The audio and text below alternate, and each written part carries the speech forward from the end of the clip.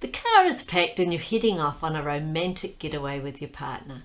The bad news is your car breaks down.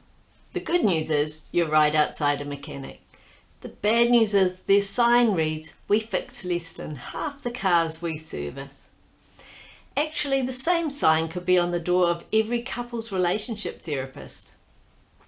4 billion people round the world are married, and the majority of them experience some sort of relationship breakdown. But despite decades of research, our therapeutic efforts only help less than half of the couples who come for therapy. The amazing thing is that researchers could monitor just 3 minutes of your relationship conflict and tell you with 93% accuracy if you're going to break down or not. So we know what patterns lead to breakdown, but we don't have a clear theory about what underlies these patterns. Having worked for years with couples whose relationships had broken down, I was eager to understand what factors were driving these conflict patterns. And there are literally thousands of mechanisms underlying relationship conflict that have now been researched in thousands of published studies.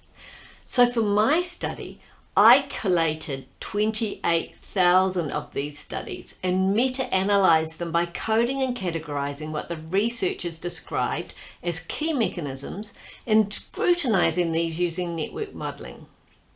The slide shows what I found. You can see that relationship researchers have prioritised communication and conflict as important factors in relationship well-being. But other factors have been validated in the research that have yet to translate into our therapies or education.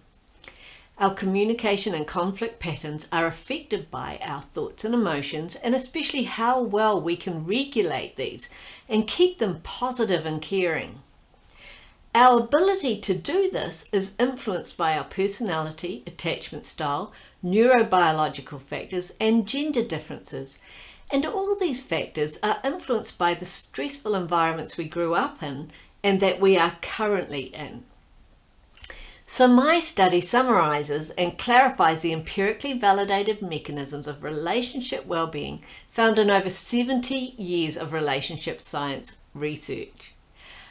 I can't tell you how excited I am about this study and its potential to better inform the practices of thousands of therapists working with potentially millions of couples. By looking under the bonnet at the engine at all its components and mechanisms, we can understand what is truly driving couples towards happier futures and help them get there.